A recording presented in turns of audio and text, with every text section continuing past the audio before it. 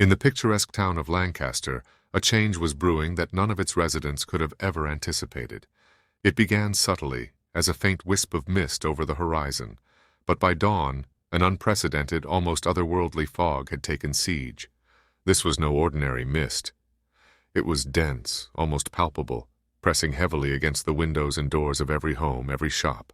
The air grew cold, and a chilling silence descended, broken only by the faint whispers of the wind. The streets of Lancaster, once filled with the merry sounds of children playing and vendors hawking their wares, now lay eerily quiet, save for the muffled footsteps of those brave enough to venture outside. Buildings, landmarks, even the town square clock were all concealed, leaving behind just silhouettes that hinted at their presence. Days bled into nights, and the distinction between the two became nothing more than a distant memory as the fog reigned supreme. In the dim, damp corners of taverns and homes, chilling tales emerged. Children, their faces pallid from fear, shared stories of ghostly, glowing eyes that appeared from the depths of the fog, watching, waiting. These tales would have been dismissed as figments of young imaginations had the adults not whispered similar stories amongst themselves.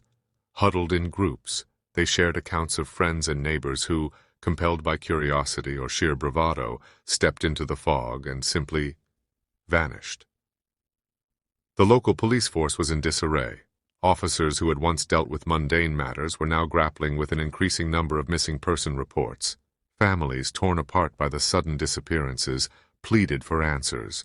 But with each passing day and every unsuccessful search, hope waned.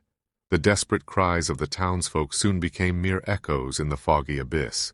And so, Lancaster was trapped, a prisoner to the fog and the unspeakable horrors it concealed. With the weight of uncertainty pressing down, the entire town was faced with a choice: remain captive to the terror outside, or confront the unknown that lurked within the fog. In the heart of Lancaster, amidst the enveloping chaos, 5 friends found themselves at the precipice of destiny. Mia, with her fiery spirit; Raj, the ever-practical thinker; Clara, sensitive and perceptive; Leo, the brave-hearted dreamer; and Jack, whose wit was as sharp as his courage.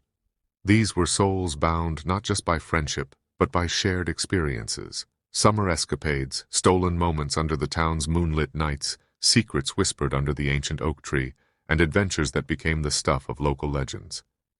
But now, a new adventure loomed, one darker and more perilous than any they had faced. Mia's home, once a sanctuary for their group's gatherings, was now a haven from the encroaching terror outside. The faint glow from a solitary lamp cast shadows on the walls as the group gathered around a worn-out coffee table.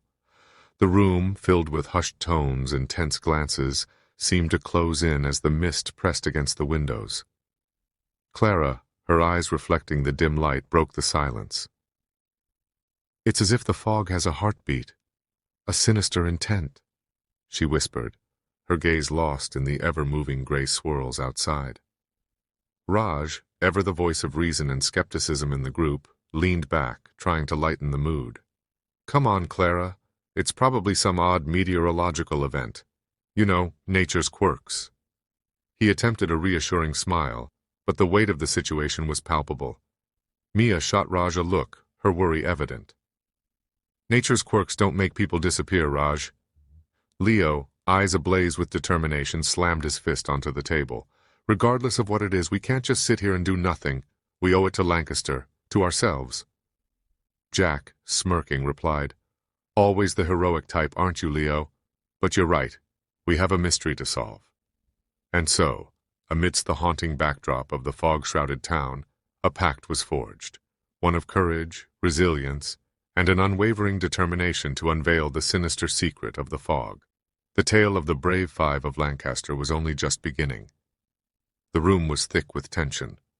The flickering light from a solitary candle barely illuminated the faces of the gathered friends. It was then that Leo, with a hesitancy uncharacteristic of him, pulled out his phone. "Look at this," he murmured, turning the screen toward the group. Displayed was a haunting image. A pair of eyes, luminescent and eerily sentient, seemed to pierce right through the fog, and, by extension, the very souls of those viewing it. Raj squinted, trying to find a logical explanation. Could be a trick of the light, a reflection. His voice trailed off, the grim reality rendering his skepticism feeble. Mia, taking a deep breath, her voice resonating with a steel-like resolve, said, "We can't just stand by, we have to act. We need to find the missing and solve this enigma." With a mix of curiosity and dread, they moved forward, drawn inexorably towards the source of the sound. The lullaby's enchanting melody grew more potent, wrapping around them, pulling at their memories and emotions. It felt nostalgic and comforting, yet tinged with an underlying menace. Emerging from the fog, they stumbled upon a clearing. What lay before them was a scene of profound eeriness. Hundreds of Lancaster's residents, people they had known their entire lives, stood motionless. Their eyes, devoid of recognition or emotion, were glazed over, giving them a ghostly, ethereal appearance. In the center of this hypnotized throng stood a shadowy figure, the source of the haunting lullaby. The being seemed to sway with the rhythm of the song, its silhouette shimmering and undulating with the mist. The friends felt the weight of their mission pressing down on them harder than ever. This was the epicenter of the mystery, and the answers they sought were tantalizingly close. But first, they had to navigate the treacherous waters of the lullaby and the mesmerizing pull it had on their very souls. The heart of the clearing revealed a sight that would haunt their memories for a lifetime. Towering above the ensnared townspeople was a figure that defied logic and reality. Crafted entirely from the very fog that held Lancaster hostage, its form was constantly shifting and swirling, as if the mist itself had taken life. Two luminous eyes, intense and penetrating, burned from within this ethereal form, echoing the eerie image they had seen in Leo's photograph. Its song, beautiful yet ominous, wove through the air, a spellbinding serenade that held every soul present in its grip. The once familiar faces of the townspeople looked vacant, lost in the depths of the haunting melody. The very atmosphere seemed to throb with the figure's power, every note pulling the friends closer to its mesmerizing grasp. Amidst the overwhelming allure of the song, a moment of clarity broke through Mia's consciousness. The dim glow of their torches, forgotten in the haste of their journey, suddenly held newfound significance. She remembered how the fog seemed to recoil from the light earlier, a vulnerability in the seemingly impenetrable mist. "The torches!" Mia's voice pierced through the ambient melody, urgent and desperate. "Turn them on! It's the light! The fog can't withstand the light!" Raj, snapping out of his daze, fumbled with his backpack, retrieving his torch and igniting its powerful beam. One by one, the friends followed suit, rays of light slicing through the thick atmosphere, creating a network of luminosity that began to encircle the fog entity. As the beams converged on the figure, its haunting song wavered, the once steady and alluring notes now fractured and desperate.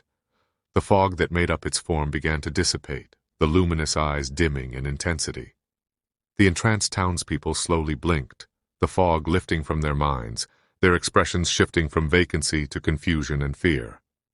The friends held their torches steady, the combined strength of their light forcing the entity to retract, its once imposing form now waning and fragmented.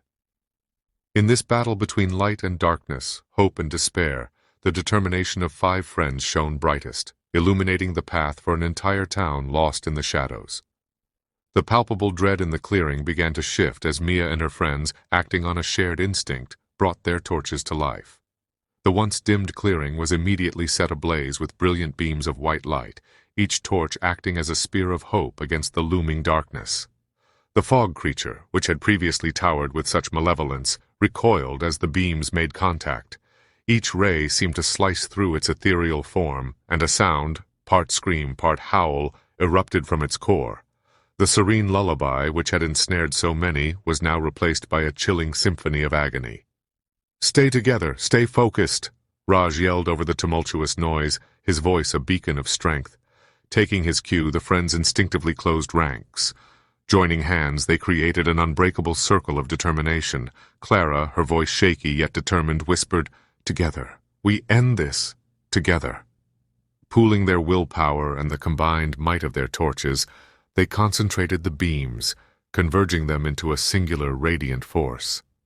The intensity of this combined beam was unparalleled, a beacon so powerful that it seemed to cut through not just the fog, but the very fabric of the nightmare that had enveloped Lancaster. The creature, now ensnared by this concentrated beam, let out a final, earth-shattering roar, its form writhing and contorting in pain. And then, as suddenly as the fog had first descended upon the town, the creature exploded into a million misty particles, its malevolent essence eradicated.